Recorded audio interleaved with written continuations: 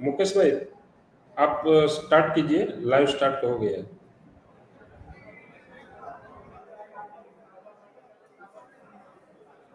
नमस्कार। रिलायंस फाउंडेशन के द्वारा आयोजित वर्ल्ड एनवायरनमेंट डे में मैं आप सभी का हार्दिक स्वागत करता हूं। हमारे national coordinator Reliance foundation disaster management capacity building Devti ma'am को मैं रिक्वेस्ट करता हूं कि आप मॉडरेट करें और इस प्रोग्राम को स्टार्ट करें। धन्यवाद मुकेश भाई। और आज का दिन बहुत अच्छा दिन है। ये 1972 से हम लोग इसको मानते आ रहे हैं और ये जो दिन है ये डेडिकेटेड है हमारे जो परिवेश है, जो पर्यावरण है, उसको हम लोग कैसे सुरक्षित रख सकते हैं उसके उद्देश्य में ये दिन डेडिकेट किया जाता है। और जाहिर सी बात है कि पर्यावरण जो है, जो परिवेश जो है, ये आदमी, औरत, बच्चा, बूढ़ा जो भी है, ये सबको लेके है। ये बड़ा लोग नहीं देखता, छोटा लोग नहीं देखता, ये सिर्फ देखता है कि हम अपने परिवेश को कितना अच्छे से भरपूर रख सकते हैं, अपने पर्यावरण को कितना सुरक्षित रख सकते हैं। और इसको करने के लिए हमें बहुत बड़ी बड़ी टेक्नोलॉजी, बड़ी बड़ी मशीनों की भी जरूरत नहीं पड़ती है। बस इतनी सी केयर की जरूरत है, थोड़ी सी सहानुभूति की जरूरत है और थोड़ी सी जरूरत है नर्चरिंग की, थोड़ी सी अफेक्शन की जरूरत है। हमारे आसपास में जो भी पेड़ पौधा है, जो भी हम लोग बायोडाइवर्सिटी देखते हैं, पंछी देखते हैं, पशु पक्षियाँ जो जो भी देखते हैं, जिनकी तरफ भी हम लोग देखते हैं, उनको कैसे हम लोग अपने हाल पे सही सलामत रख सकते हैं, वो इस दिन का बहुत बड़ी एक उद्देश्य है कि उसको लेके हम लोग कितना चर्चा कर सकते हैं, उसको लेके हम लोग कितना काम कर सकते हैं और कितना हम सबके साथ एक साथ मिलकर आगे बढ़ सकते हैं। जो हमारी छोटे छोटे नुस्खे जो दादा दादियाँ दिया करते थे, वही चीज़ों को हम लोग अगर बस मानते रहे ना, तो ही हम लोग बहुत सारा कुछ कर सकते हैं। इसके लिए जैसे मैंने पहले भी कहा, बहुत बड़ी इक्विपमेंट की ज़रूरत नहीं पड़ती है, बहुत बड़ी मशीनों की ज़रूरत नहीं पड़ती है। बस ज़रूरत पड़ती है तो थोड़ी सी सहानुभूति की, थोड़ी सी इतनी सेंस की कि हम लोग इकट्ठा बहुत ज़्यादा कुछ कर सकते हैं, अकेले अकेले बहुत दूर नहीं जा सकते। तो चलिए शुरू करते हैं आज की ये सेशन, आज की ये जो कर्मशाला है, जो चर्चा है, वो हमारे वर्ल्ड एनवायरनमेंट डे, आज का जो दिन है 5 तारीख जून की 2025। और आज हम लोग जो थीम को, जो आदर्श को साथ लिए चल रहे हैं, उसका नाम है पार्टनरिंग विद कम्युनिटीज। यानी कि जो हमारे सामने आमने सामने जो लोग बसते हैं, जो इस जंगल में बोलिए, कोस्ट लाइन पे बोलिए, शहरों में बोलिए, गांव में बोलिए, जहाँ पे भी हम लोग देखते हैं, नदी में, नदी के पार बोलिए, जहाँ पे भी हम लोग देखते हैं, जो गांव में, जो शहरों में जो लोग बसते हैं, उनके साथ हम लोगों को आगे चलना है। क्योंकि अल्टीमेटली हम सभी को एक साथ मिलकर अपने पर्यावरण की सुरक्षा को साथ में लेके चलना है। क्यों ये इतनी इतनी अहम मुद्दा कैसे बन गई? ये कुछ सालों में हम लोग देख रहे हैं कि बस 1 साल पहले एक रिसर्च स्टडी हुई थी और उसमें देखा गया कि 30% जो जमीन है भारत की, वो अभी डिग्रेडेड कहा जाता है। क्यों? क्योंकि हम लोगों ने इतना उसको ओवर यूज कर लिया, इतना, अगर क्रॉप लैंड है तो इतना ओवर यूज कर लिया क्रॉपिंग को लेके, अगर जंगल है तो पेड़ों को अपना काम में लगा लिया है, पंछियाँ सब चले जा रहे हैं। आप अगर अपने आसपास भी देखेंगे, अपने चारों तरफ देखेंगे, तो आपको बचपन में जो पंछियों को सुनने को मिलता था, आज आप उनको देखेंगे भी नहीं। जिस जानवर को आप जानते थे कि इस जगह में वो जानवर पाए जाते हैं, आज बहुत कम पाए जाते हैं। तो 30% हम लोग आंकड़ा देख रहे हैं कि जमीन डिग्रेडेड हो चुकी है हमारी।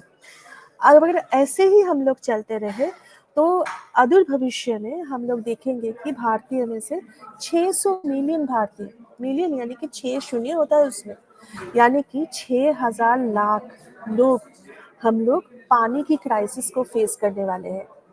21 सिटीज, 21 जो हम लोग हमारे बड़े बड़े शहर है, जैसे चेन्नई, वो देखिए समंदर के पास शहर है, लेकिन वो भी वाटर क्राइसिस फेस करती है। आप लोग जब सुंदरवन की बात सुनते हैं तो आप लोगों को क्या लगता है? आसपास में कितना सारा पानी है, नदियाँ है, समंदर है, लेकिन सुंदरबन में भी जब बड़ी समर होती है ना, गर्मी के मौसम में पानी बहुत नीचे चली जाती है, क्योंकि हम लोगों ने इतना पानी उठा लिया है ना, कृषि के लिए फर्टिलाइजर्स लगाते हैं, पेस्टिसाइड्स लगाते हैं, ज़मीन को भी खराब कर दिया हम लोगों ने और पानी को भी बहुत कम कर दिया। अगर आप देखते हैं, इस वजह से हमारी जो जातीय आय है, जो इनकम है हमारी, जो ग्रॉस डोमेस्टिक प्रोडक्ट है, उसमें से 5 लाख करोड़ की नुकसान हम लोग भरपाई करते हैं हर साल, which is 2.4% of our GDP. तो ये बहुत बड़ी रकम है और इसीलिए जो आप चारों तरफ देखते हैं, हमारी जो परिवेश की जो हालत अभी जिस हालत में है, उसको संभालने के लिए हमें बहुत मेहनत की ज़रूरत है और सबको इकट्ठा मिलकर करने की वो मेहनत की बहुत ज़रूरत है। और इसीलिए बहुत ये दिन का जो अहमियत है, ये बढ़ जाता है। ये जो दिन है ना, ये 1972 में यूनाइटेड नेशंस की जो एक कैंपेन थी, उस कैंपेन से ये आगे आया और हम लोग अगर आप लोग देखेंगे कि पृथ्वी के तो सारे देशों में ये मनाया जाता है, लेकिन कोई कंट्री इसको होस्ट करती है, जो बताती है कि इस साल हम लोग क्या लेके वर्ल्ड एनवायरनमेंट डे को मनाएंगे।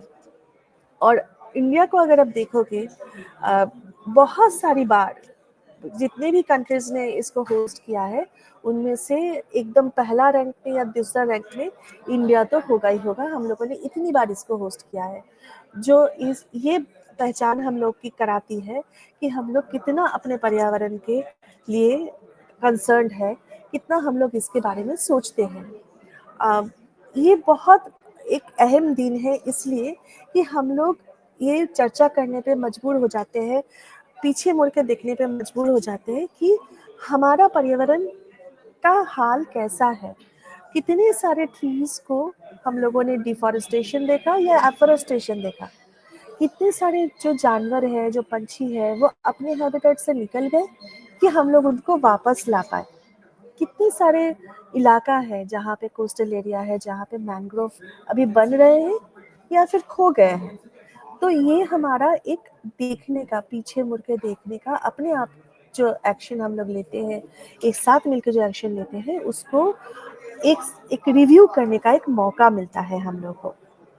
और लाखों लाख लोग दुनिया भर में इस दिन को मनाते हैं, अपने अपने देशों के पर्यावरण को तो देखते ही है, और ऊपर से दुनिया की, क्योंकि हम लोग तो एक ही अर्थ है ना, अलग अलग अर्थ तो नहीं है। तो एक अर्थ में एक ही पर्यावरण होती है और हम हर किसी के ऊपर उसके एक्शन का असर पड़ता है। अगर मैं कुछ करती हूँ कोलकाता में बैठ के, तो गुजरात में बैठ के आपके ऊपर भी असर पड़ता है। अगर आप गुजरात में बैठ के कुछ करते हैं, तो मुंबई में बैठा जो है उसके ऊपर भी असर पड़ता है। तो इसलिए सिर्फ अपने अपने देशों के लिए पूरी दुनिया की हम लोग रिव्यू करके देखते हैं कि कैसा ये बनता है। और वही देखते देखते जब पता चलता है कि सिर्फ दुख की ही कारण नहीं है, बहुत आनंद की भी कारण है। हम लोग इस 2-3 साल, 4 साल, 5 साल, 6 साल, एक डेकेड में देख चुके हैं। हाँ, ये सही है कि हमारा 30% ज़मीन हम लोग देखते हैं कि रिपोर्ट आ रही है कि वो डिग्रेडेड हो चुकी है, लेकिन हमारे पास सॉल्यूशंस भी है उसको लेके आगे बढ़ने की, उसको संभालने की। एनवायरमेंटल डिग्रेडेशन जैसे एक तरफ हम लोग देखते हैं, एनवायरमेंटल रिस्टोरेशन भी एक बात है जो हम लोग एक साथ मिलकर कर सकते हैं। और उसी के लिए हमारे आसपास जो लोग बैठे हुए हैं, जो लोग बसते हैं, और हम लोग सब एक साथ मिलकर हम लोग को काम करना बहुत ज़रूरी है। मैं कुछ एग्जांपल्स देती हूँ आपको। उड़ीसा में मैंग्रोव जो बनाई गई है दोबारा से, जो खराब हो चुकी थी, गायब हो चुकी थी, उसको जो दोबारा से प्लांटिंग की गई है, उसकी नर्चरिंग की गई है, उसकी सुरक्षा की गई है, उसने साइक्लोन्स डैमेज से 23,000 से भी ज़्यादा करोड़ों की रुपए का लॉस एंड डैमेज को रोका है, प्रिवेंट किया है। और ये हमारी जो इनकम कैलकुलेशन है सरकार की, वही इनकम कैलकुलेशन ये बताती है। मुंबई वाले जो मैंग्रोव्स है, उसने 1650 करोड़ की फ्लड डैमेज ईयरली उसको प्रिवेंट करती है। मैंग्रोव्स एक बहुत अच्छा नेचर बेस्ड सोल्यूशन है। अभी हमारे पास अनुषा जी है, वो बताएंगी नेचर बेस्ड सोल्यूशंस कैसे होते हैं और वो उसका अच्छे अच्छे एग्जांपल्स भी देंगी। तो मैंग्रोव्स एक बहुत बड़ा नेचर बेस्ड सोल्यूशन होती है। वेटलैंड्स एक बहुत बड़ा नेचर बेस्ड सोल्यूशन होती है। वो अगर आप वेटलैंड्स कंस्ट्रक्ट करके भी करोगे तो भी वो कन्वेंशनल स्वेज ट्रीटमेंट प्लांट से 1/10 कॉस्ट में आपका जो स्वेज है उसको ट्रीटमेंट करती है। और 1 रुपए अगर आप इन्वेस्ट करोगे पर्यावरण के लिए, आप उसको 3 से 7 रुपए तक आप उसका डिविडेंड आप पाओगे। आप गुजरात में अगर बैठे हैं तो गुजरात में बहुत इंडिजिनस नॉलेज की भी बात होती है। हमारे साथ किरत भाई होंगे, वो बताएंगे हमें कि कैसे गुजरात में वाटर हार्वेस्टिंग बहुत इम्पोर्टेंट है। 1000 से भी ज़्यादा स्टेप वेल्स है सारे गुजरात में। टंकाज होते हैं गुजरात में, राजस्थान में, जो हाउस होल्ड वाली रेन वाटर हार्वेस्टिंग के ऊपर बैठे, वो हाउस होल्ड वाली पानी को संरक्षण करते हैं। सारा साल चलता है उससे। इनफैक्ट अगर आप द्वारका जाएंगे तो सोमनाथ मंदिर में या उनके आसपास के मंदिर में भी आपको दिखाई देगा ये। और इसमें ना तो इलेक्ट्रिसिटी लगती है, ना तो मेंटेनेंस लगती है। तो ये सारे के सारे चीज़ें हमारे खुद के अनुभव से, खुद के जो ट्रेडिशनल विजडम है वहाँ से आया है। हम लोग को बस ज़रूरत है तो वो समझने की कि हमारे कम्युनिटी में ऑलरेडी कितना इंडिजिनस नॉलेज है और उसको हम लोग आगे लेके कैसे बढ़ सकते हैं। ये ज़रूरी नहीं है कि बहुत पैसा खर्चा करना पड़ेगा या बहुत बड़ी बड़ी मशीनें लानी पड़ेगी। बस ज़रूरत है तो थोड़ी समझ की और थोड़ी अनुभव की, तो ही हम लोग ये काफ़ी सारा चीज़ हम लोग कर सकते हैं। और बहुत ज़्यादा मैं बातें नहीं बनाऊंगी। मैं बहुत उत्सुक हूँ खुद तो जानने के लिए कि अनुषा जी हमारे साथ नेचर बेस्ड सॉल्यूशंस पे क्या शेयर करने वाले हैं, और मुझे लगता है कि आप लोग भी बहुत उत्सुक होंगे। अनुषा जी देखने में तो बहुत यंग लगती है, पर वो बहुत क्या बोलते हैं, बहुत एक्सपीरियंस्ड है, बहुत पढ़ाई करके आई हुई है। उन्होंने पढ़ाई करी है नेचर बेस्ड सॉल्यूशंस पे ही, इन्वायरमेंटल साइंस पे, और अभी वो काम करती है Gujarat institute of disaster management में रिसर्च एसोसिएट के तौर पे। और उनका सब्जेक्ट जो है, उनका स्पेशलाइजेशन ही है industrial safety, risk management and nature based solutions. और मैं अनुषा जी को अनुरोध करूँगी कि वो हमारे सामने अपनी जो बातें हैं उनको पेश करें और हमें बताएं कि नेचर बेस्ड सॉल्यूशंस के सहारे हम लोग अपने पर्यावरण को कितना सुरक्षित रख सकते हैं, और अगर डिग्रेडेशन हुई भी है तो उसको कैसे रिस्टोर कर सकते हैं। Thank you. Thank you so much, ma'am, for the introduction and lovely setting the background of today's event. You had set the right context. मैं कहूँगी आपने बहुत अच्छे से एक background set किया है regarding what our today's program is and why it is important. I will share my screen. Please let me know आपको अगर मेरी screen दिखती है.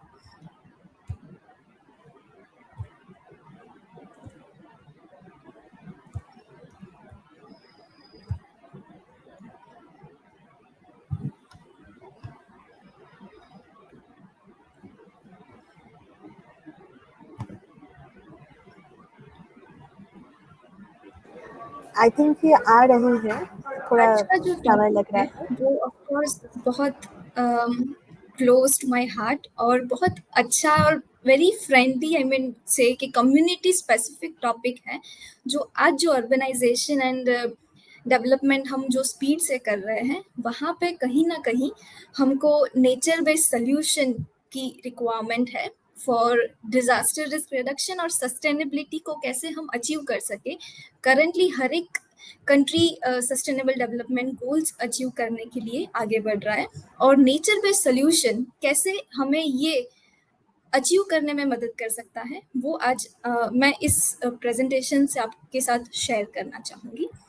सबसे पहला क्वेश्चन मेरा यही रहेगा आप सबसे कि आप सब जानते हैं कि डिज़ास्टर इंडिया और गुजरात स्पेसिफिकली स्टेट बहुत प्रोन है नेचुरल हैजार्ड से, और मल्टीपल इवेंट्स होते रहते हैं, जैसे मैम ने कहा साइक्लोन, उसके अलावा फ्लडिंग एंड अर्थक्वेक जैसे सिचुएशन, अर्थक्वेक कच्छ में जो हम याद अभी भी करते हैं, सो ऐसे सिचुएशंस आते रहते हैं एंड साइक्लोनिक इवेंट एक्टिविटी बढ़ती जा रही है. सो डिजास्टर रिस्क को समझना is equally important. And disaster risk का जब हम बात करें तो उसको समझने के लिए हम जो टर्म्स का यूज करते हैं वो है हैजार्ड.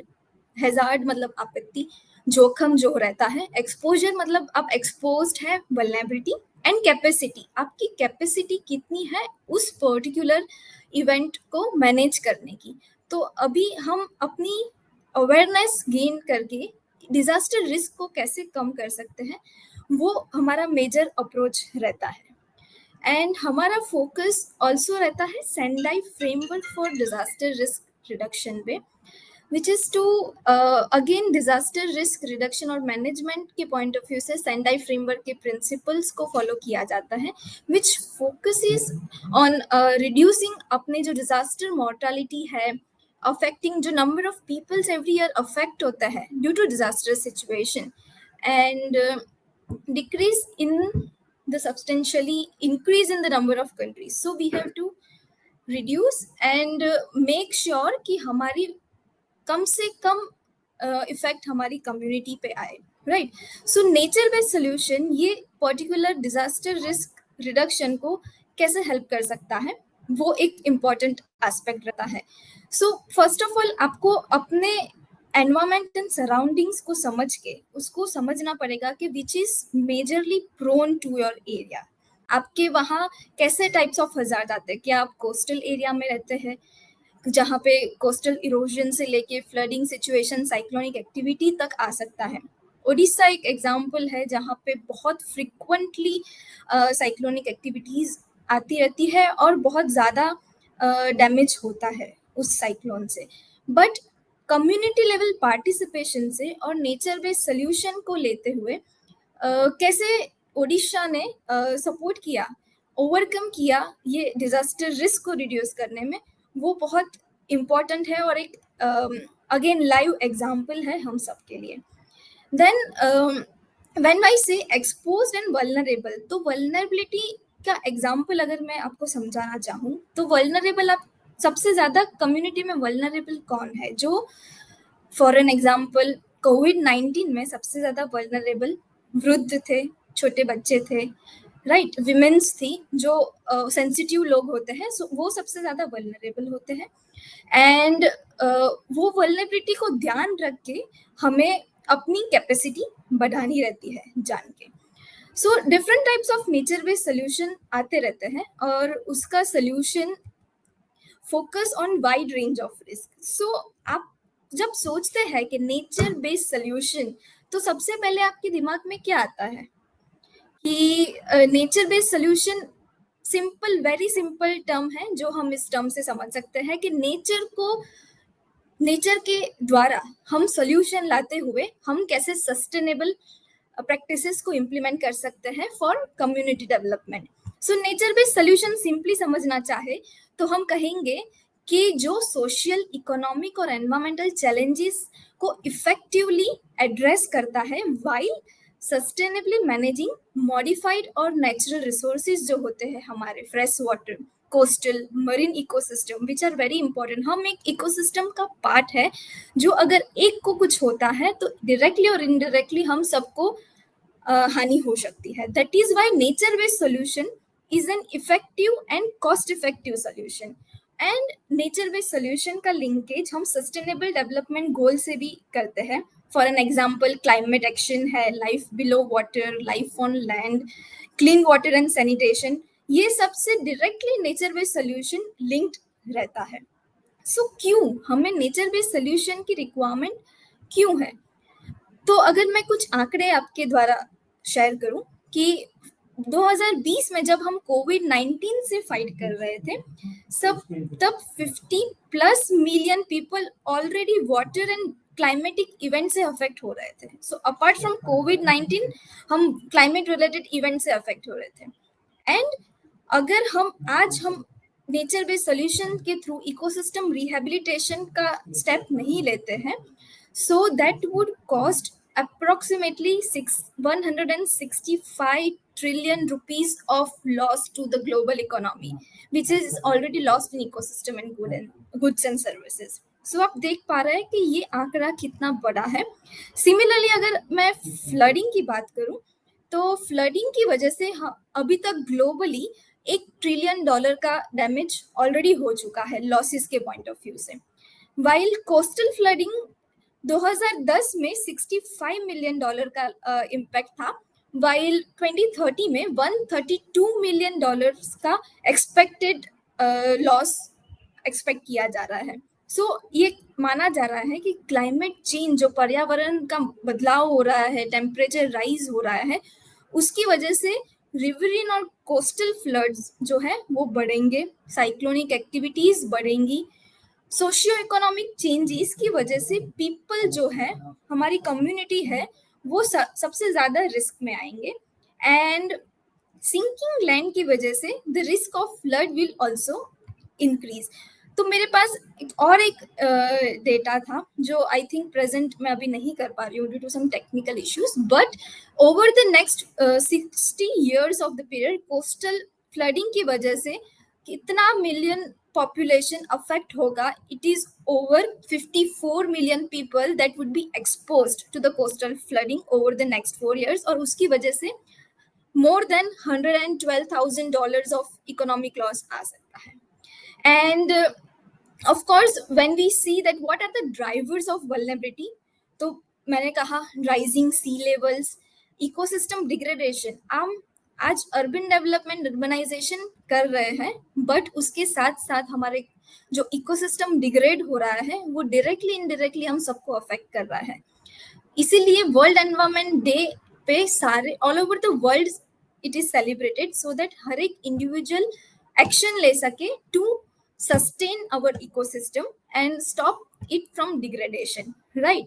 एंड डेवलपिंग कंट्रीज का बात करूं, इंडिया, बांग्लादेश, इंडोनेशिया जो है वो by 2030 58% of world population affect हो चुके होंगे बाय कोस्टल फ्लड्स.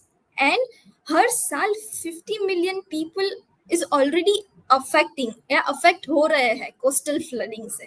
सो ये काफी ज्यादा चिंताजनक नंबर्स है जो हमें फोकस करने चाहिए. एंड अगर मैं गुजरात की बात कहूँ तो रिसेंटली एक न्यूज में आया था, आप सबने पढ़ा भी होगा, कि कोस्ट लाइन है गुजरात की वो लॉन्गेस्ट थी, जो बढ़ के अभी 2340 किलोमीटर्स हो गई है, और इंडिया की ऑलरेडी 1600 किलोमीटर से 2340. You can see the increase in the coast line, and due to which it is also highly expose to cyclones with 10% of India cyclonic storm सिर्फ गुजरात में हिट कर रहे हैं. एंड उससे भी ज्यादा सी लेवल राइज जो IMD के डेटा के हिसाब से 2.5 mm पर ईयर बढ़ रहा है. एंड 37% से भी ज्यादा मैनग्रोव्स हम गल्फ ऑफ कच्छ में खो चुके हैं इंडस्ट्रियलाइजेशन की वजह से, जिसकी वजह से हम ओवरऑल इकोनॉमिक लॉस जो कहे $3.4 बिलियन एन्युअली हो रहा है. सो हमारा क्वेश्चन है कि क्या सच्ची नेचर बेस्ड सोल्यूशन हमें क्लाइमेट चेंज फाइट करने में मददरूप हो सकता है? ऑफ कोर्स ऐसा माना जाता है कि 37% ऑफ ग्लोबल कार्बन एमिशंस जो है नेचर बेस्ड सोल्यूशन की वजह से हम अचीव करने में मददरूप रह सकते हैं by 2030. So there are many services. जो मैं अगर इकोसिस्टम की बात करूं, हमारे नियर बाय कम्युनिटी की में साथ जो एसोसिएटेड है, कोस्टल है, मरीन इकोसिस्टम है, राइट, उसके द्वारा हमारे सिग्निफिकेंट क्लाइमेट एडेप्टेशन और मिटिगेशन बेनिफिट्स हमें मिलते हैं. ओशियन जो है हमारा 70% of earth services is with water, right. So 80% of life हमारा ओशियन जो है वो सर्व कर रहा है. एंड कोरल रीफ्स हमें 63 मिलियन प्लस पीपल को प्रोटेक्शन दे रहा है ग्लोबली. मैनग्रोव्स है हमारे वहाँ, उसकी वजह से 66% रिडक्शन हुआ है वेव हाइट, और इरोजन, जो सॉइल इरोजन हो रहा है, कोस्टल इनंडेशन हो रहा है, फ्लड रिस्क बढ़ रहे हैं, उसमें भी reduction mangroves plays a great role, right. So nature based solution को हम कैसे इम्प्लीमेंट कर सकते हैं? फॉर एग्जाम्पल कोरल रीफ्स को अगर आप रिस्टोर करें अपने कोस्ट लाइन्स में, एंड उसकी वजह से अगर कोई एनर्जी प्रोड्यूस होती है करंट्स में नियर टू योर कोस्ट, तो वो प्रिवेंट करने में आपको मदद रूप कर सकता है।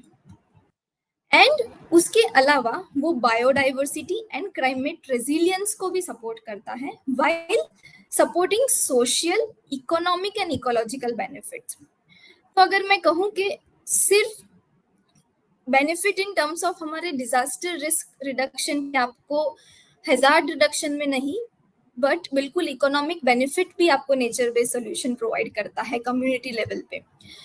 सो बात करें कि माउंटेन क्या स्पेसिफिक एरिया में ही नेचर बेस्ड सोल्यूशन इंप्लीमेंट कर सकते हैं? नहीं, हम डिफरेंट सेक्टर्स में नेचर बेस्ड सॉल्यूशंस को इंटीग्रेट कर सकते हैं। अगर आपकी फार्म लैंड क्रॉप फेलियर्स की बात है तो एग्रो फॉरेस्ट्री के थ्रू, आप सॉइल मॉइस्चर कंजर्वेशन की टेक्निक के थ्रू आप नेचर बेस्ड सॉल्यूशन को इंटीग्रेट कर सकते हैं। अगर रिवर्स की बात है तो हमने वेटलैंड्स का एग्जांपल कहा, वेटलैंड्स को रिस्टोर करके फिल्टर फ्लड वाटर्स को रिडक्शन कर सकते हैं। सिमिलरली कोस्टल एरियाज में मैंग्रोव्स को रिवाइव करके या मैंग्रोव प्लांटेशन करके हम रिड्यूस कर सकते हैं लॉस ऑफ लाइफ को, हैजार्ड को। एंड अगर मैं एक एग्जांपल कहूँ, इंटरनेशनल एग्जांपल, तो एक क्यूबा है। क्यूबा में सिमिलरली हमारे कंट्री की तरह सी लेवल राइज की वजह से कोस्टल इरोजन और एक्सट्रीम वेदर फ्लड इवेंट्स आते रहते हैं। 2001 से 2017 तक 12 हरिकेन आ चुके हैं उस कंट्री में, एंड 10 जो हरिकेन थे उसकी कैटेगरी 4 से 5, मतलब समझ सकते हैं सबसे हाईएस्ट कैटेगरी ऑफ हरिकेन थे, जिसकी वजह से उनको इकोनॉमिक लॉस, बायोडाइवर्सिटी लॉस और वेटलैंड डिग्रेडेशन हुआ है। तो उन्होंने एक प्रोजेक्ट इम्प्लीमेंट किया, माई कोस्टा प्रोजेक्ट करके, जिसका 30 ईयर इनिशिएटिव है in collaboration with UNDP.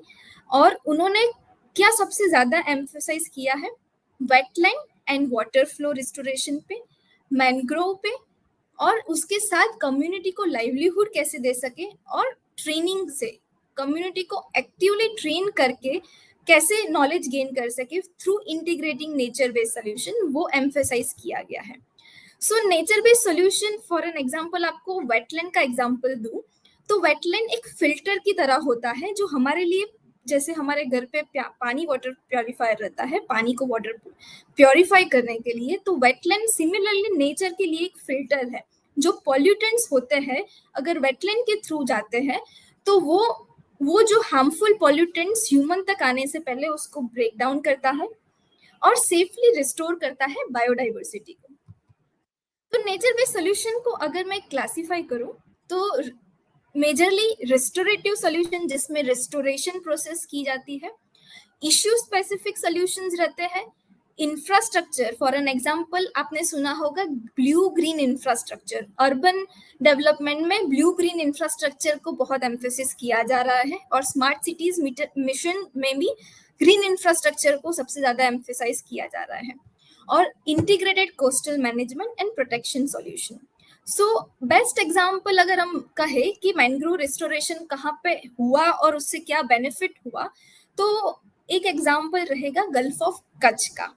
Gujarat में जो गल्फ ऑफ कच्छ है, सिमिलरली वहां पे विंड डैमेज, कोस्टल इनंडेशन से बहुत ज्यादा डैमेज हो रहा था, और उन्होंने community participation through 8,326 hectares of mangrove cover किया, प्लांटेशन किया, जिसकी वजह से साइक्लोनिक एक्टिविटीज उनके वहां कम हुई। जो क्रॉप डैमेज हो रहे थे, उनको इकोनॉमिक लॉस क्रॉप डैमेज की वजह से हो रहा था, वो उनको विंड शेल्टर मिल गया, जिसकी वजह से उनकी कम्युनिटी ने 31.5% increase in income due to this particular mangroves report किया है, which resulted also in habitat for species.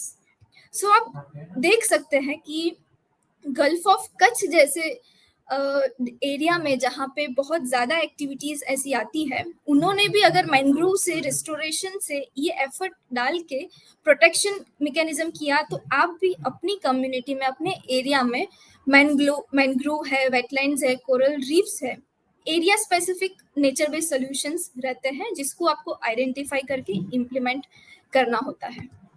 So nature based solution के साथ एक और टर्म रहता है इको DRR, जिसको हम कहते हैं eco based disaster risk reduction, और जिसका मतलब है सस्टेनेबली मैनेजिंग, कंजर्विंग और restoration of ecosystems so that resilient development कर सके हम। एंड इकोसिस्टम बेस्ड अप्रोचेस का फोकस रहता है dealing with climate change, long term effect को फोकस करते हैं।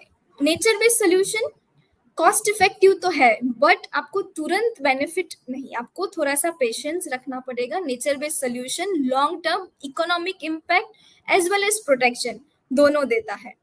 And of course it is very important कि आप इको DRR और इकोसिस्टम बेस्ड एडेप्टेशंस पे फोकस करें। तो अगर आपको करना है अपने एरिया में तो आप कैसे करेंगे? फर्स्ट ऑफ ऑल आपको अपने सोशियो इकोलॉजिकल सिस्टम को समझना होगा, क्या रिस्क है, क्या वल्नरेबिलिटी है, उसको असेस करना होगा, और कम्युनिटीज जो है उसको ये असेसमेंट में एंगेज करना पड़ेगा, बिकॉज इनके पार्टिसिपेशन के बिना इफेक्टिव इम्प्लीमेंटेशन पॉसिबल नहीं है। एंड आपके जो नेचर बेस्ड सोल्यूशन है उसको डिजाइन करिए tailor to the local ecosystem, indigenous knowledge, और उसको एडेप्ट करिए सॉल्यूशंस को over the period of time. तो आप देखिए आपके एरिया में क्या रियली में कोई है सॉल्यूशन प्रॉब्लम, और आप कैसे अपने जो ट्रेडिशनल नॉलेज है, इंडिजिनियस नॉलेज है, उसको आप इम्प्लीमेंट कर सकते हैं और लेटेस्ट टेक्नोलॉजी को इम्प्लीमेंट कर सकते हैं। सो आई होप कि आपको ये नेचर बेस्ड सोल्यूशन आप अपने कम्युनिटी में जाके इम्प्लीमेंट करेंगे। Thank you. Thank you so much, Anisha. दिया मैम आपका म्यूट। Am I audible?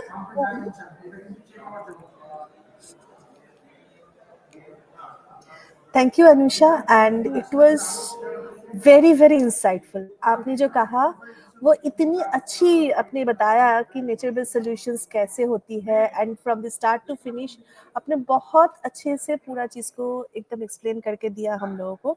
अगर किसी को नहीं भी पता होगा कि पर्यावरण को कैसे सुरक्षित रखना है, लेकिन उसके मन में चाह होगा, तो वो आपकी बात सुन के आराम से वो एक जगह से वो शुरू तो कर सकता है, एक जगह उसको मिल जाएगा जहाँ पे वो आगे बढ़ सकता है। और अगर किसी को कोई सवाल है, मुझे जो बहुत सबसे अच्छा लगा, सवाल पे जाने से पहले मैं एक चीज़ आपको अप्रिशिएट करना चाहूँगी। मुझे सबसे जो चीज़ अच्छा लगा कि आपने बार बार यही कहा कि ये सिर्फ इकोलॉजी को लेके ही नहीं चलती है, ये आपकी इकोनॉमी को भी रिस्टोर कर सकती है ना। ये हम लोग जब नेचर बेस्ड सॉल्यूशंस की बात करते हैं, हमेशा ये पेड़ पौधा मैंग्रोव यही नहीं होता है, इसके अंदरूनी जो इकोनॉमिक लॉस एंड डैमेज है इसको भी ये टारगेट करता है, इसको भी ये रिस्टोरेशन करने की क्षमता रखती है। ये हम लोग अनदेखा कर देते हैं कभी कभी, तो ये भी याद रखना बहुत ज़रूरी है। और मुझे बहुत अच्छा लगा जो आपने क्यूबा का एग्जाम्पल दिया कि कम्युनिटी के साथ काम करो, और कम्युनिटी के साथ काम करने के बाद उसका जो लर्निंग है उसको लेके आप इंटीग्रेट करो। ये बहुत ज़रूरी है हम सबके लिए। अगर हम लोग अपने ज़िंदगी में भी देखें तो कि हम लोग अपने कामों से सीखें और अपने अगला काम जो है उस सीख के ऊपर बेस करके उसको लेके आगे लेके बढ़े। तो ये बहुत बहुत ज़रूरी है नेचर बेस्ड सोल्यूशन के लिए भी, most importantly because it's a long term thing, है ना। ये हमें बहुत दूर तक लेके जा सकती है, इसमें वो क्षमता है, इसकी वो अंदरूनी कैपेसिटी है।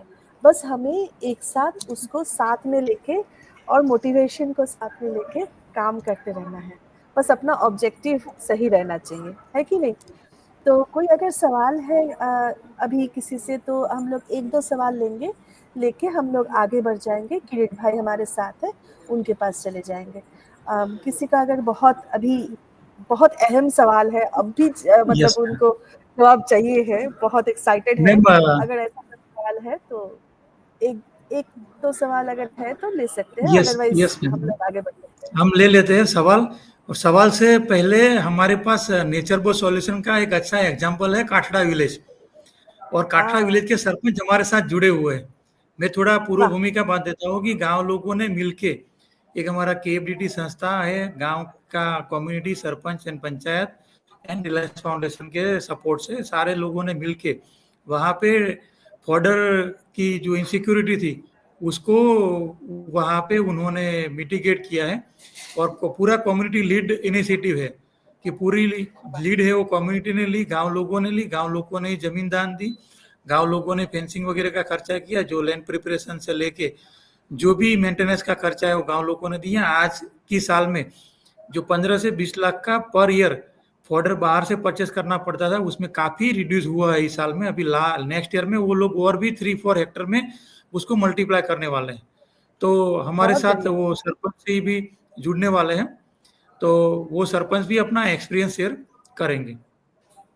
बहुत बड़ी तब बात है। तक हरीश भाई सरपंच जुड़े, तब तक हम किरीट भाई को रिक्वेस्ट करते हैं कि अपना हाँ, जो इंडिजिनियस वाटर हार्वेस्टिंग स्ट्रक्चर के बारे में हमें डिटेल में इंफॉर्मेशन दें। अच्छा, किरीट भाई का परिचय ही हम लोगों ने दिया नहीं। हम लोग इतने एक्साइटेड हो गए। सॉरी किरीट भाई हमारे साथ है उन्नति संस्था से, लेकिन उनकी सबसे बड़ी परिचय यहाँ पे है कि वो इंटेलिजेंसी ग्रुप के कन्वीनर भी है गुजरात में। एंड किरीट भाई की बहुत साल की तजुर्बा है और वो कम्युनिटी के साथ बहुत मिलजुल के काम किए हुए हैं।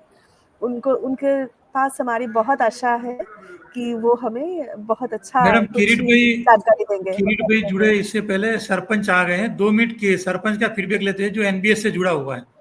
तो हाँ मैं जी, किरीट भाई को बिल्कुल रिक्वेस्ट बिल्कुल करता लेते हूँ हैं, कि 1 मिनट। हाँ, तो बिल्कुल। सरपंच जी अपना मोबाइल को अनम्यूट करिए, जो स्टार है वहां से। सरपंच सामने ऊपर ही देन अनम्यूट करिए।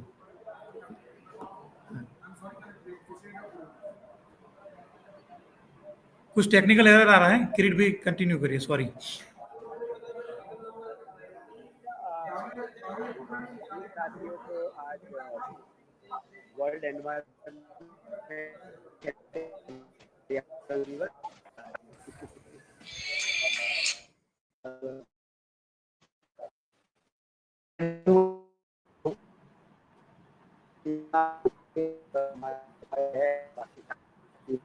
पुराने सारे साथी हमारा इस तरीके का समुदाय स्तर पे जो काम करना है इसको लेके काफी अनुभवी है। आज हम बात कर रहे हैं इंडिजिनियस वाटर हार्वेस्टिंग या वाटर कंजर्वेशन। कड़वी साहब भी है, सरपंच है, वो अपने गांव की बात बताएंगे। लेकिन ओवरऑल अगर हम देखें तो समुदाय या परिवार दोनों स्तर पे देखें गांव की पृष्ठभूमि में, तो वर्षा का जल को रोकना, उसको जमीन में उतारना या सरफेस पे रखना, ये जो हमारा कार्य है वो सदियों पुराना है। अगर आप इतिहास देखोगे तो हर जगह पे, क्योंकि जहाँ पे मानव बसाहत बसी हुई थी वहाँ पे अल्टरनेट वाटर सोर्स तो कभी थे नहीं, वैकल्पिक पानी तो था नहीं। तो जो भी अवेलेबल पानी वहाँ पे बारिश का गिरता था या किसी कोई नदी या झरना वहाँ से जाता था, उसी पानी को उपयोग करते। जैसे जैसे हम विकसित होते गए, कोट एंड कोट विकसित, और तभी हमें लगा कि हमारे जो पानी के सोर्स है, या मेरे गांव का तालाब हो, या फिर हमारी बस्ती में कोई पानी का सोर्स हो, या हमारे खेतों में जो कुछ पानी के सोर्स थे। आप देखो, अगर आप पुराना मैपिंग कहीं से सुनोगे या लोगों के साथ अगर थोड़ा हिस्टोरिकल ट्रांजेक्ट भी करोगे, कहानी सुनते सुनते गाँव में, तो वो बताएंगे कि हमारे जो खेतों का इलाका है, गुजराती में कहते हैं सीम विस्तार, अगर जहाँ पे हम वाड़ी या हमारे खेत होते हैं, वहीं पे वही भूमि पे बहुत सारे तालाब थे। वो पशुओं को पीने के लिए थे, खेतों की नमी के लिए थे, सार्वजनिक पेयजल के लिए भी था। तो विभिन्न हेतु वहाँ पे वो थे। राजस्थान में जाओगे तो आपको उसी तरीके का वो खड़ील भी मिलेगा, आपको नाड़ी भी मिलेगा, आपको ओरण भी मिलेगा। गुजरात में भी देखोगे तो हर ऐसे खेत के इलाके में या गांव के इलाके में इस तरीके के तालाब थे। तो वो परंपरागत पानी रोकने की एक व्यवस्था थी, और कोई हैरानी नहीं है कि उसका रखरखाव भी समुदाय अपने तरीके से करता है। और रखरखाव का मतलब है कि अगर वर्षा आने वाले का जब समय होता था, वो कोई तालाब है या नाली है या कोई झरना जा रहा है, या अगर खेतों के या खेती के इलाके में अगर कोई छोटा सा पॉन्ड वगैरह बनाया है, उसको डिसेल्टिंग करना हो या उसके बंडिंग को ठीक करना हो, वो समुदाय अपने आप कर लेता था। और समुदाय से ज़्यादा जो इसके आसपास रहने वाले थे, जिसको हम आजकल मॉडर्न में यूजर्स कहते हैं, वो इसमें लग जाते थे। और इसके लिए वॉलेंट्री वर्क था। उस वक़्त शायद ना मनरेगा था, कभी-कभी अकाल में जब राहत काम शुरू होता था या जिसको कहते हैं कि फूड फॉर वर्क शुरू होता था, तो उसी के तहत बहुत सारे तालाब नए भी बनते थे या पुरानों को ठीक किया जाता था। पर ज़्यादातर समुदाय अपने तरीके इसको देख लेता था। घरेलू स्तर पे भी आप देखो, राजस्थान में मैं देखा हूँ, खास करके रेगिस्तान के इलाके में, कच्छ के इलाके में भी देखा था, सौराष्ट्र में भी काफ़ी जगह है। घरेलू स्तर पे भी वर्षा जल को रोकना, उसके यहाँ पे उसको स्टोर करके रखना, और जब एक्यूट आपका समर आएगा या जब गर्मियों का सीजन आएगा, खास करके फरवरी के बाद, तब उसको निकाल के फिर इसको पानी के लिए साफ करके उपयोग करना, ये हमारा परंपरागत व्यवस्था था। मॉडर्न टाइम में या कंटेम्प्रेरी टाइम में अगर हम देखें तो दो चीज़ें हुई हैं। किसी को भी पूछो कि कृषि के सिंचाई के लिए क्या चाहिए, तो सारे लोग कहते हैं हमें नहर ला के दे दो, या कैनाल हमारे यहाँ शुरू करवा दो, या फला कैनाल का एक्सटेंशन करवा दो, या फला कैनाल का हमारे यहाँ एक ब्रांच खुलवा दो। तो लोग अभी ये सोच रहे थे कि जितना कैनाल वाटर इजीली हमारे यहाँ पहुँच जाएगा, इरिगेशन हमारे लिए आसान हो जाएगा। दूसरा एक हमारा अनुभव पेयजल में हुआ कि जहाँ डिसेंट्रलाइज पेयजल की व्यवस्था थी, हालांकि बहुत सारे सौराष्ट्र के और कच्छ के और बाकी राजस्थान के इलाकों में बहुत दिक्कत आती थी, खास करके आपका जनवरी फरवरी से लेके बारिश के टाइम तक करीबन 4-6 महीने में वाटर स्कैर्सिटी होता था। तो एक छोटा सा प्रयास सरकार ने किया था कि क्या हम जो मेन रिवर है, उस वक्त मही रिवर थी या मही के साथ कनेक्ट करके नर्मदा का पानी था, उनको हम ऐसे इलाके में ले जाए पाइपलाइन के द्वारा जहाँ पे सरफेस पे या ग्राउंड पे पीने लायक पानी नहीं है, या तो फ्लोराइड का पानी है या फिर हम कहें कि बहुत हाई टीडीएस का पानी है, उसी जगह पे हम पाइपलाइन से पीने का पानी पहुँचाएँ।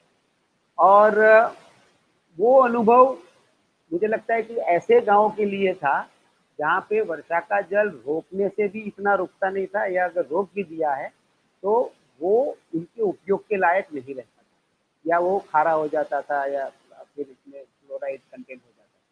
तो तब तक के लिए ठीक था, लेकिन धीरे-धीरे जैसे वो स्थिति आगे बढ़ी, सबको लगा कि हमें एक अच्छा खासा पाइप वाटर दे दो और मेरे घर पे पानी आ जाए। मैं एक छोटा-सा जिसको कहते हैं अंडरग्राउंड रखूँ या ओवरहेड रखूँ, पानी का टंकी बनाऊँ और मेरे यहाँ हर नल में पानी आ जाए। तो ये सुविधा शहरों में हमने देखी थी, तो गाँव भी ऐसा चाहता था कि ऐसी सुविधा हमारे पास हो।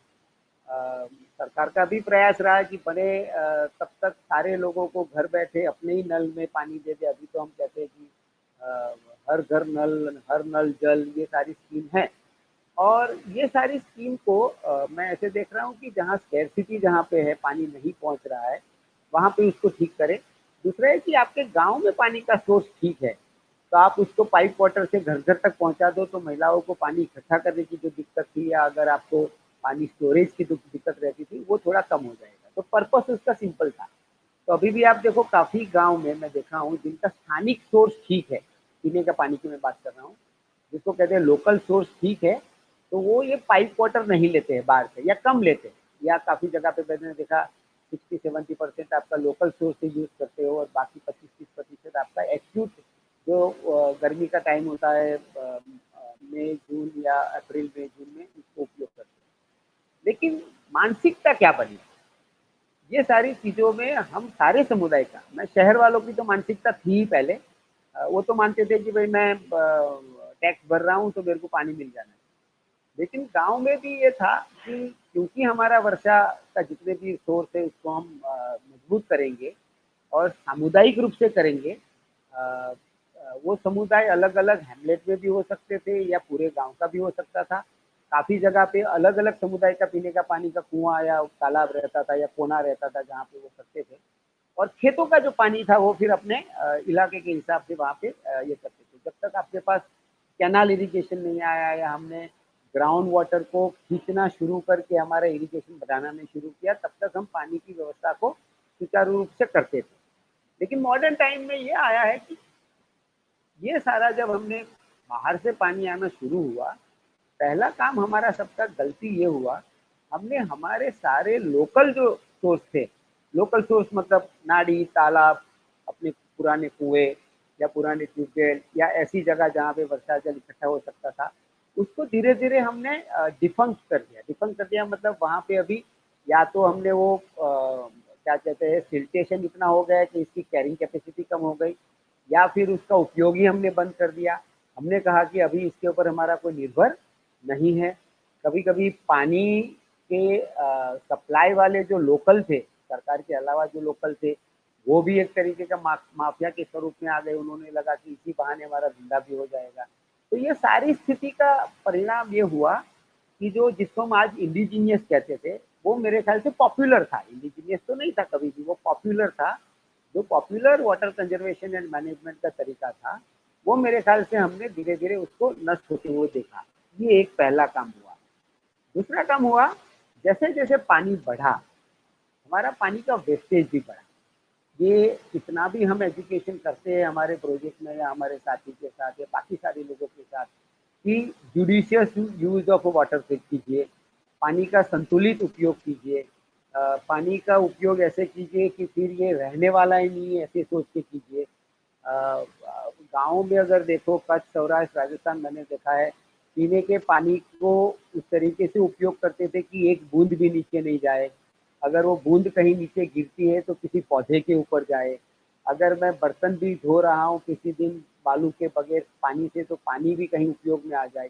तो लोगों की जो सामाजिक या जिसको कहते हैं कि रोजमर्रा की जो प्रैक्टिसेस थी, उसी में ये कंजर्वेशन एंड मैनेजमेंट जुड़ा हुआ था। और उस वक्त बहुत सारे जो जिसको कहते हैं एंथ्रोपोलॉजिस्ट थे, वो भी जब किसी को कहो कि भाई क्या गांव की सेवा के लिए करवाना है, तो वो कह रहे थे कि भाई मैं वावड़ी खुदवाऊंगा, या मैं कुआं खुदवाऊंगा, मैं तालाब खुदवाऊंगा, या मैं खड़ीन बनवाऊंगा, मैं जोहड़ बनवाऊंगा, या स्टेपवेल का हमने बहुत कहानियां इतिहासों में सुनी है। तो सारे लोग इसी को लिए कहते थे कि वर्षाकाल अपने गांव के लिए आ जाए तो मुझे 100 किलोमीटर, 150 किलोमीटर, 200 किलोमीटर से पानी लाने की जरूरत नहीं है। तो ये स्थिति से लेके आज हम यहाँ आए हैं कि मैं काफ़ी गांव में देखता हूँ कि जिस दिन पानी सप्लाई होता है गांव में, उसी दिन वही हेमलेट में, वही फलियों में, वही रास्तों में इतना पानी छूट जाता है, छोड़ देते, खुला छोड़ देते हैं। हमें लगता है कि आज दिन बारिश आया है। और ये कतई किसी के ऊपर ये नहीं रखता है कि भाई ये पानी वेस्ट हो रहा है, क्योंकि उनको लग रहा है पानी कहीं और से आ रहा है। और पानी देना सरकार का एक जिम्मेदारी है। हमारा काम है उसके लिए जो भी वाटर चार्जेस दे देना है, और या तो हमें कोई सेस दे देना है, टैक्स दे देना है, तो हमारा काम हो गया। तो समुदाय भी धीरे धीरे अपना जो इंडिजीनियस व्यवस्थापन था या परंपरागत पॉपुलर व्यवस्थापन था, उससे थोड़े बाहर आ गए। घरेलू वपराश का जो तरीका था वो भी हमने थोड़ा बदला है। हमें लगा कि हमें भी शहर की तरह ही रहना है, फव्वारे से नहाएंगे, बहुत पानी होगा तो हम बाहर तक भी आ जाएंगे, ऐसी कोई जगह बनाएंगे जहाँ पे हम स्विमिंग पूल की तरह उसको उपयोग कर सके। और ये संपन्न लोग इसका ज़्यादा उपयोग कर लेते हैं। कमजोर जो लोग हैं इवन गाँव में भी, उनके पास ना स्टोरेज का इतना फैसिलिटी होता है, ना इस तरीके की कोई सुविधाएं होती है। तो पानी जो सार्वजनिक रूप से सबको एक जैसा मिल रहा था, जिसमें अन्याय भी होता था, उस वक्त भी था, जो जातिवाद अन्याय था या समुदाय अन्याय था, वो भी था। लेकिन फिर भी एक सामाजिक रूप से या अपनी भौगोलिक रूप से इसकी व्यवस्थापन देखते थे। आज के दिन में ज़्यादातर हम कंज्यूमर बन चुके हैं, हम उस रिसोर्स के ओनर महसूस नहीं कर रहे। तो ये मेरे ख्याल से हम सबके लिए एक बड़ा चैलेंज भी है, और हमारे लिए उत्तरदायित्व भी है कि क्या हमारे एजुकेशन, अवेयरनेस या जो हमारा कन्वीनिंग का जो प्रोग्राम है, इससे हम समुदाय को या साथ बाकी स्टेक होल्डर को या हितधारक को ये बताए कि पानी जो है एक ऐसा रिसोर्स है, वो जिसको हम कहते हैं नेचुरल रिसोर्स है, जैसे बाकी सारे नेचुरल रिसोर्स है। इसको अगर ठीक से संभालोगे नहीं तो ये स्कैर्सिटी लाता रहेगा। और आज के दिन में अगर क्लाइमेट चेंज और उसके अगर रिस्क को अगर हम देखते हैं, तो ये भी कहते हैं कि ऐसे इलाकों में बहुत वर्षा जल होगा, या ऐसे इलाके हो जाएंगे जहाँ पे बहुत कम बारिश होगी। तो नए ऐसी जगहें बनेगी जहाँ पे ड्राउट हो जाएगा, नई ऐसी जगहें बनेगी जहाँ पे फ्लडिंग हो जाएगा। लेकिन ओवरऑल देखोगे आज के दिन में हमें महसूस नहीं हो रहा है, लेकिन आने वाले समय में हम देखेंगे कि ये जो सप्लाइड वाटर पे हम इतना निर्भर हो जाते हैं या बाहर के पानी के ऊपर इतना निर्भर हो जाते हैं, कभी कभी हमें बड़ी मुसीबत में डालेगा। आज भी देखो, कच्छ हो या सौराष्ट्र हो, गर्मियों के सीजन में ये जो पानी आता है, कभी 3 दिन में आता है, कभी 5 दिन में आता है, कभी 10 दिन में आता है, तो स्कैर्सिटी का एहसास तो हो रहा है। लेकिन लोग फिर क्या है, स्टोरेज कैपेसिटी अपने घर पे बनाते हैं। लेकिन मूल जो बात ये मुकेश भाई या हरेश भाई और बाकी इवन रिलायंस फाउंडेशन के बाकी गांव में जो काम हो रहा है पूरे देश में, वो कोशिश क्या कर रहे हैं? वो कोशिश कर रहे हैं कि खेती बाड़ी के लिए जो पानी हो, या पेयजल के लिए हो, या डोमेस्टिक यूज के लिए है, या पशु के लिए पानी हो, ये चारों तरह के पानी के जो उपयोग है उसके लिए हम पहला काम करेंगे कि अपने लोकल सोर्स से पहले इकट्ठा कर ले, और जितना इकट्ठा हो जाए उसके बाद की अगर ज़रूरत है तो उसके लिए हम सप्लाई सोर्स का उपयोग करें। अगर ये करते रहेंगे तो ये मेरे ख्याल से बहुत बैलेंस मैनेज होगा, और इसके लिए बहुत पुराने तरीके भी है। मॉडर्न टाइम में भी हमने देखा था, इंटीग्रेटेड वाटरशेड मैनेजमेंट की बात करते थे, कैनालों में भी हम इरिगेशन मैनेजमेंट की बात करते थे, जिसको कहते हैं पार्टिसिपेटेड इरिगेशन मैनेजमेंट। समुदाय मिलकर तय करेगा कि कौन से हमारे क्रॉप लगेंगे, कौन से क्रॉप ऐसे हैं जो ज़्यादा पानी खींच लेते हैं, या कौन से क्रॉप ऐसे हैं जिसको हम कम पानी की ज़रूरत पड़ती है, कम बारिश में अगर आ जाए ऐसे क्रॉप कैसे है। तो लोगों का अपना जीवन है, कम पानी में जीने का जीवन है, भारी पानी आ गया तो कैसे जिएंगे। लेकिन जब हम एक यूनिवर्सल मॉडर्न व्यवस्था कहीं से लाके टेस्ट कर देते हैं तो लोग अपनी मानसिकता एक कंज्यूमर के मोड में लाते हैं, ना ओनर रहते हैं, ना उस रिसोर्स के मैनेजर रहते हैं।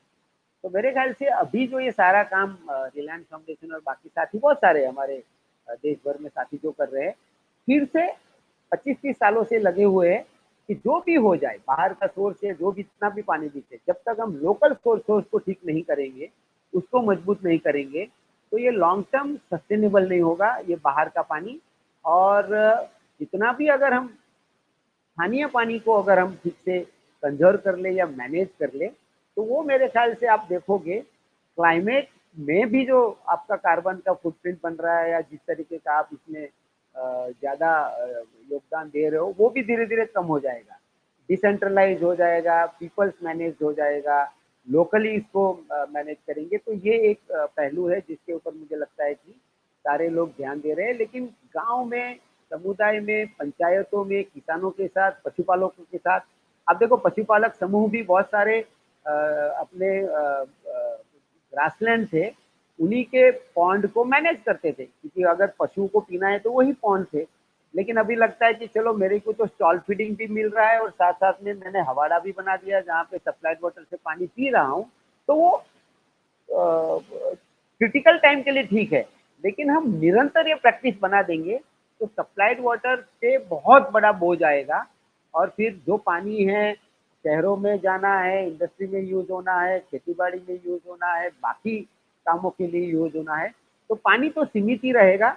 लेकिन इसको हम अगर water carrying capacity decentralize level पे वाटर बजटिंग भी आप करते हो, वो करके भी अगर करते हो, तो मुझे लगता है कि धीरे धीरे आप देखो पीने के पानी में, सप्लाइड वाटर में भी आज हम क्या बात कर रहे हैं, आज हम बात कर रहे हैं वाटर डिस्ट्रीब्यूशन कैसे ठीक हो, वाटर लॉसेस को कैसे कम करें, वाटर लीकेज है उसको कैसे कम करें, या लोकल सोर्स को कैसे स्ट्रेंथन करें। ये चारों चीज़ों को अभी हम आने वाले 10 सालों तक करने वाले हैं, या करना पड़ेगा। और क्योंकि हर जगह पे इस तरीके का पानी 24 घंटे पहुंचा नहीं पाएंगे, तो फिर से हमें वो जो मुहिम थी हमारी, जो समुदाय को साथ में लेके करने का था, वो शायद हमें लगा था कि थोड़े समय के लिए छूट जा रही है, उसको फिर से हमें करना पड़ेगा using the new technology, modern way of doing that. वो करोगे तो शायद समुदाय जो है फिर से एकजुट होके अलग तरीके से पानी के संसाधन को बचाव करने और उसका व्यवस्थापन करने के हेतु शायद ज़्यादा अच्छे से काम में आएगा। मैं अपनी बात यहाँ तक रखता हूँ। धन्यवाद मुकेश भाई और बाकी साथियों का कि मुझे मौका दिया। मैं थोड़ा बिजी था इसलिए पूरे समय के लिए जोड़ नहीं पाया, बट सबको फिर से एक बार पर्यावरण दिवस की बहुत सारी शुभकामनाएं। और हम लोग ओथ ले कि आने वाले सालों में ये जो समस्याएं हैं इसको हम धीरे धीरे सामूहिक रूप से निपटारा करने का प्रयास करते रहिए। धन्यवाद, थैंक यू।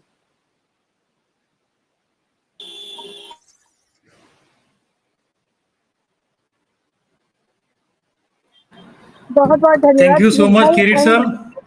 हाँ, काफी Actually- यूजफुल इंफॉर्मेशन है। मैं दिया मैम को रिक्वेस्ट करता हूँ कि थोड़ा कंक्लूड करें, और उसके बाद किरीट सर, हाँ, हमारे आईजी ग्रुप में काफी हमारे एनजीओ रिप्रेजेंटेटिव ने हमारे प्रोग्राम को अप्रिशिएट किया है।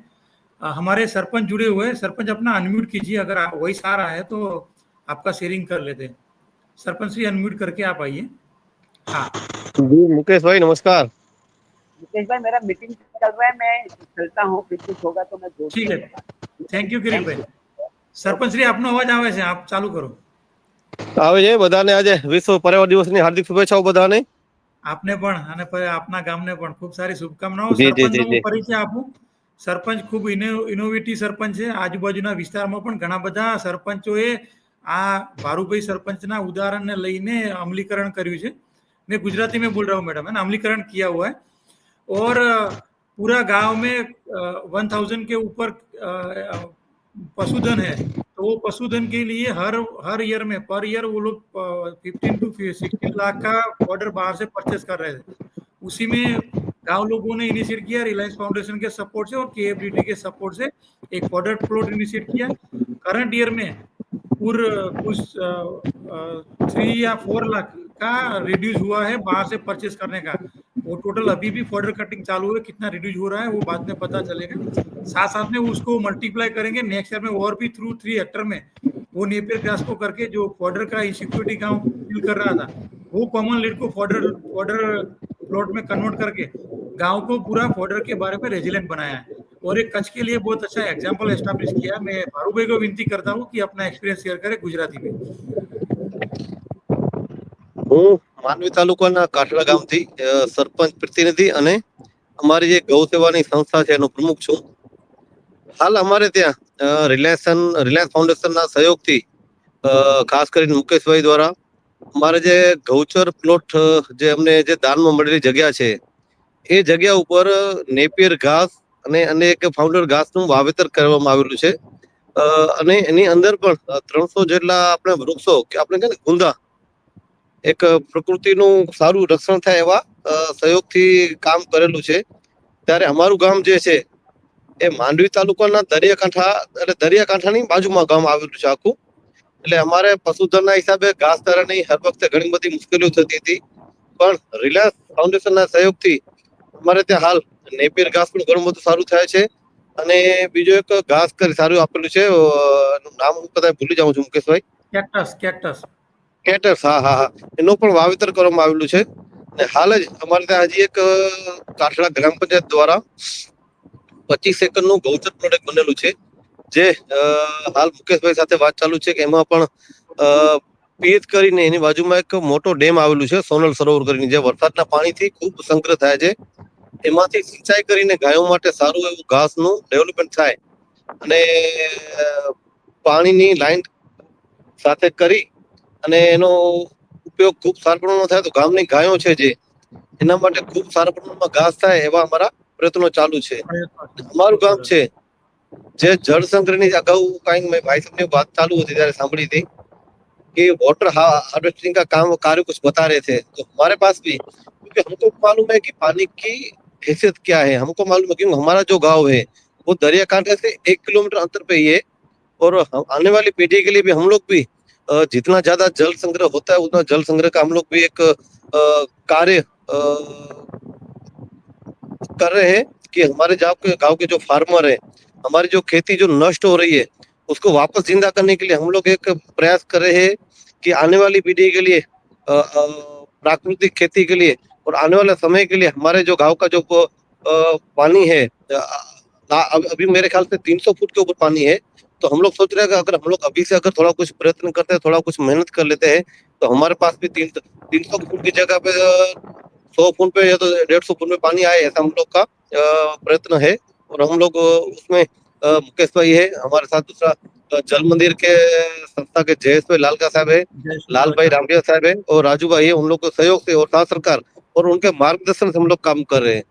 और हम आपको आमंत्रित करते हैं कि जब भी आपको टाइम मिले, एक तो हमारा गांव टूरिज्म पैलेस में भी अच्छा माना जाता है, कच्छ राजवी परिवार के एक बहुत बड़ा महल भी है और दरिया समुद्र किनारे के ऊपर अच्छा एक पिकनिक पॉइंट भी है, मीन्स रिसोर्ट भी है अच्छे सारे। तो आप जो भी अभी आप यूट्यूब के माध्यम से जुड़े हुए हो तो आप सबको मैं हमारे गांव में आमंत्रित करता हूँ, कभी भी आइए। तो मुकेश भाई को फोन करके आइए और उनके साथ सरकार से हम लोग आगे हमारे गांव में जो भी होगा रिलायंस फाउंडेशन है उनसे हम साथ सरकार से काम करने के लिए तत्पर है। Thank you so much sarpanch. Sarpanch आपने बहुत अच्छा एग्जाम्पल इस एरिया में एस्टेब्लिश किया है। दिया मैम है और जीआईडीएम से अनुषा मैडम है, वो जब भी आएंगे हम आपका गांव का विजिट लेंगे। इसमें पूरा गांव अगर इरादा मक्कम हो तो हिमालय भी आसान से चढ़ा जा सकता है। वो एग्जाम्पल आपने एस्टेब्लिश किया है कि कम्युनिटी का कंट्रीब्यूशन और कम्युनिटी के ओनरशिप के सिवा कुछ नहीं होता है। अगर कम्युनिटी ओनरशिप लेती है ना तो पूरा गांव को बदलने या चेंज करने की ताकत उसमें होती है। वो एक एज लीडर के रूप में, एक सरपंच के रूप में आपने वो एक एग्जाम्पल एस्टेब्लिश किया है। इस दिन में मैं जयेश भी लालका को भी याद करूंगा कि उसका मार्गदर्शन भी हमें बहुत रहा है और काफी बाकी साइंटिस्टों का भी सारा हमें एक्सपीरियंस मिला है। तो सरपंच खूब खूब धन्यवाद कि आपने अपना नॉलेज शेयरिंग किया और एक अच्छा एग्जाम्पल बाकी सरपंच को और बाकी गांव के लोग भी ऐसे इनिशिएटिव को लेके अपने एरिया के डिजास्टर को कैसे मिटिगेट कर सकते हैं, वो एग्जाम्पल आपने एस्टैब्लिश किया है। मैं आपका रिलायंस फाउंडेशन की जीआईडीएम और बाकी डिपार्टमेंट की ओर से धन्यवाद अदा करता हूँ और हरीश भाई को रिक्वेस्ट करता हूँ कि कंक्लूड आज का प्रोग्राम को कंक्लूड करके प्रोग्राम को समापन की ओर ले जाए। हरीश भाई। बहुत बहुत धन्यवाद मुकेश भाई। आज का जो YouTube लाइव प्रोग्राम और वर्ल्ड एनवायरनमेंट डे पे स्पेशल डिजास्टर कॉन्टेस्ट में हम देखे और बहुत सारे एक्सपीरियंस हमारी टीम है, तो उसमें खास करके उन्नति से किरीट भाई परमार जिसने बहुत ही अच्छे से जल संचय और अलग अलग एक्टिविटी को सामूहिक तौर पे गांव लेवल पे हम कैसे अच्छे से करें और साथ में समुदाय को जोड़ के हम कैसे आगे बढ़े, तो उसका बहुत ही उचित मार्गदर्शन किया। तो वो किरीट भाई परमार साहब का भी इस प्रोग्राम में आए और मार्गदर्शन दिया, तो उसका भी हम आभार व्यक्त करते हैं। आज हमारे साथ अनुष्का व्यास मैम, उसने भी डिजास्टर के बारे में और हमारा जो कोस्टल रीजन है पूरा, तो वो कोस्टल रीजन है तो वो पर्यावरण की जो रक्षा करके मतलब हर एक पहलू को, मतलब मैंग्रोव है तो उसका ग्रो है वो कैसे करना है, किस तरह से जो कोस्टल रीजन में जो भी कम्युनिटी है तो उसके साथ में रह के आज हम जो उचित जो वर्ल्ड एनवायरनमेंट डे है तो उसमें साथ जुड़ के किस तरह से करना चाहिए, तो वो भी अच्छे से मैम ने बताया। तो उसका भी आज के कार्यक्रम के दौरान मैं आभार व्यक्त करता हूँ। हमारे जो साथी टीम मेंबर है वो देवात्रिता मैम, जो अभी स्टार्टिंग में इनिशियल बेस पे अलग अलग डिजास्टर के कॉन्टेक्स्ट में अलग अलग एरिया में जो भी काम चल रहा है तो उसके बारे में भी अच्छे से बताया, तो मैं उसका भी आभार व्यक्त करता हूँ। और खास करके अभी जो मुकेश भाई ने बताया और ये सरपंच ने हम उसका पूरा एक्सपीरियंस शेयर किया कि अगर पर्यावरण के कॉन्टेक्स्ट में हमें देखना है और सामुदायिक तौर पे हमें सबको साथ में लेके किस तरह से डेवलपमेंट की ओर और पर्यावरण की रक्षा कैसे करना है, क्योंकि हम गुजराती में बोलते हैं ना कि 5 जड़, जमीन, जंगल, जानवर और जन, ये पांचों को मिला के हमें कैसे आगे बढ़ना है, वो संदेश हम हर जन जन तक पहुंचे और ग्राम पंचायत और सामुदायिक तौर पे हम कैसे आगे बढ़े वो हमें अच्छे से सोचना है। और जो विश्व पर्यावरण दिन है तो मतलब पूरा हफ्ते में अलग अलग एरिया में बहुत सारी एक्टिविटी विविध संस्था के माध्यम से, पंचायत के माध्यम से, सरकार के माध्यम से, अलग अलग विभागों से बहुत सारी एक्टिविटी होने वाले हैं, तो उसमें हम जुड़ के वर्ल्ड एनवायरनमेंट डे का सेलिब्रेशन करें, साथ साथ पर्यावरण का जो जतन है वो भी हम अच्छे से करें। तो यही आज का जो मैसेज है वो हम सभी को वर्ल्ड एनवायरनमेंट डे की खूब खूब शुभकामनाएं, और सभी जो इस लाइव माध्यम से जुड़े उसका भी बहुत बहुत धन्यवाद। और अभी हम कार्यक्रम को मतलब अभी रोक रहे। Thank you.